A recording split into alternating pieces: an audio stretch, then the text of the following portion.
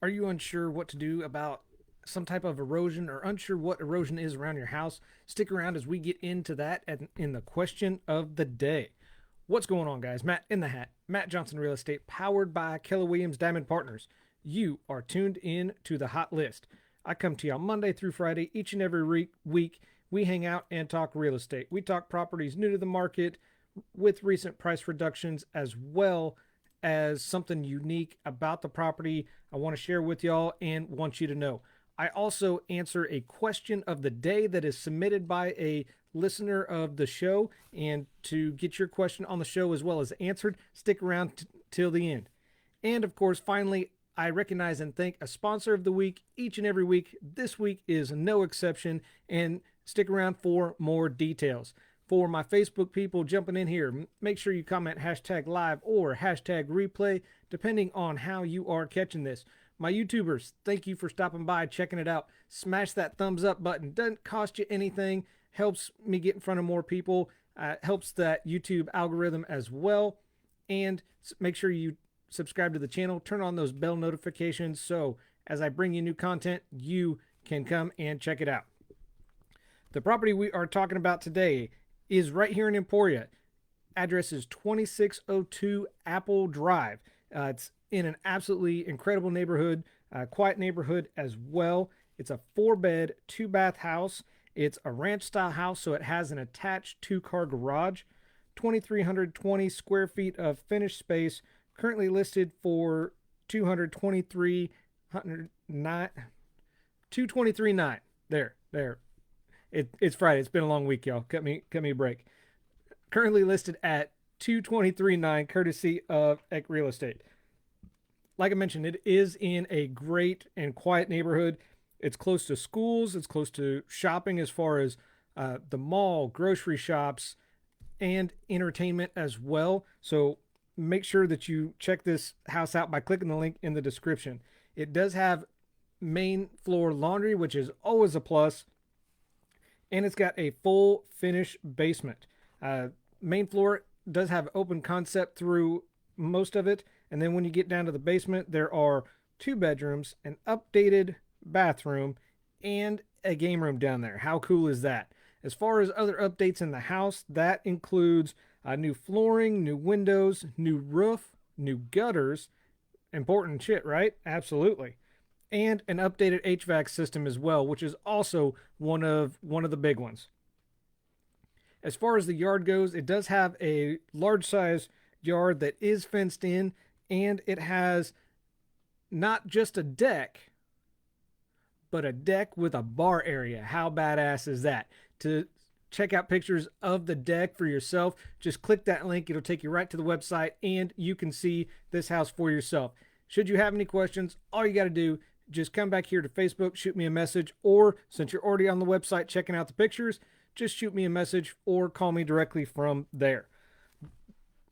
Before I get into the question of the day, I do want to recognize and thank our sponsor of the week this week, Adam Hines with AO Key and Lock. I've been talking all week about his knowledge, how he educated me, and some of what he has also done to educate me as well, and what he shares on his Facebook, which is why I've included the link in the description that will take you right to his Facebook page so you can stay updated on not just what he's doing, knowledge that he brings you as well, as far as and recommendations to adding just a little bit of more security to your homes. And just a reminder, Adam is a mobile locksmith serving the Emporia and surrounding area, covering commercial, residential, and auto services. I know that last one is a big one for a lot of people. Would have been especially handy for me when my older kids were in high school, especially my daughter, as often as she locked her keys in her car. So he is a great one to reach out to and get a hold of. If you are interested in being a sponsor of the week, all you got to do is just reach out to me through my website, which is emporiahomes.kw.com, or directly through Facebook. We will get together, have a conversation, whether that's in person or over the phone, and see if we are a good match and mesh well together for you to be a sponsor of the week and support the show. All right. Now, everybody's favorite part of the show, the question of the day. The question of the day is submitted by a listener of the podcast. Monday through Friday, each and every week I do this. I do answer a question from a listener that has submitted one, either in person, text message, or most recently, I've been getting a lot of these through Facebook as well. So wherever you're listening to this, wherever you're watching this, you have a question, drop it in the comments. It'll get to me, and I would be more than happy to first and foremost answer it for you and then answer it on the show. Because remember, if you have that question, others are going to have that question. So let's help everybody out and get it answered. What do I do about the soil erosion around my home? This is a great question, and as somebody that lives in Kansas, especially in an area where the soil is not so great, this can be a big factor, and erosion can play a big problem for many homeowners, not just in this area.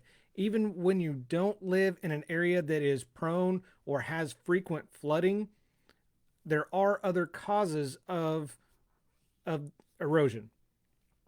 When soil erodes around your foundation, this reduces the stability of your foundation, and it opens up your foundation and the foundation materials to damage from the elements, and you absolutely want to avoid that whenever possible. This is why it's important to know how to recognize the signs of erosion, as well as knowing how to deal with it and getting those repaired. So what we're going to discuss today to help answer that question a little bit better, we're going to talk about 5 things to know about foundation erosion. Number 1 is foundation erosion problems. In many cases, erosion occurs from water or other elements washing away the soil, which when people think of foundation and soil erosion, first and foremost, they think of water.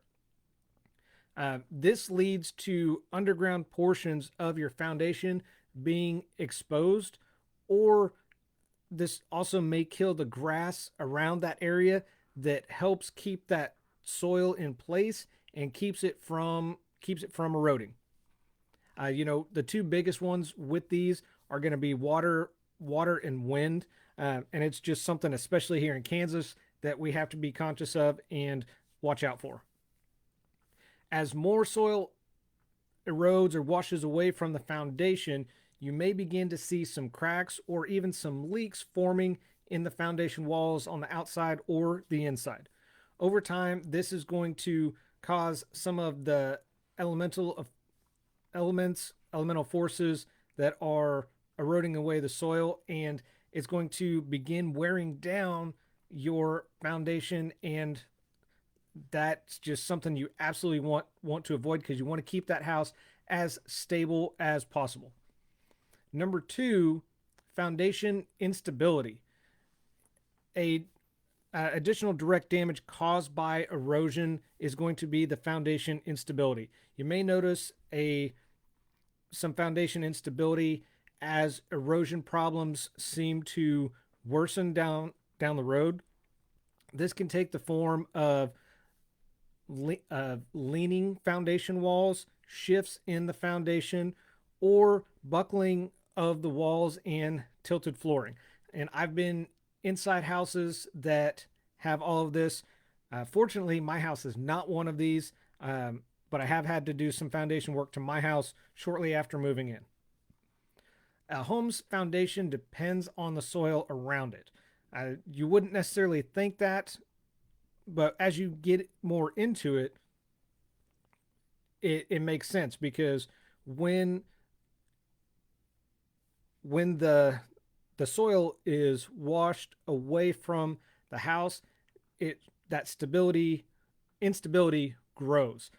Usually, when soil is pressing against the foundation, this adds strength and support to the foundation so it can help support the weight of the house. So it's just, you know, that house is pushing down, which is going to want to push those walls out. That soil helps keep it pushed in, keep it under the house, and that way your walls stay vertical, house stays vertical. Um, when you have it washing away and when it's washed away, the foundation alone is not going to be able to support the home like it once was. So that's why it's important to check for this and make sure that it's not eroding. And so number 3 in this is where we're going to get into identifying erosion. This is going to be your first step when dealing with erosion, because you want to identify some areas eroding or that are in danger of eroding around your foundation. I would recommend at least once, if not twice a year, if you can do it, take some time, walk around your home, check out the foundation. Also, while you're doing this, all of us have a camera with us because we have our cell phones. So take pictures of any cracks or any gaps that you see, or you can take pictures and keep track of how much gap or what the separation is between the soil and your foundation or the house. Just measure it and date it, and just keep that file somewhere in your camera roll. You can also just take notes of any areas that are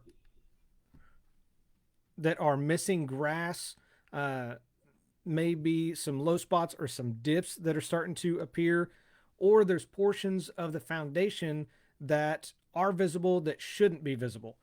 Another sign is going to be standing water next to the foundation. That can be a good warning sign, as well as any sunken areas. So not just dips, but real like sunken areas close to your foundation.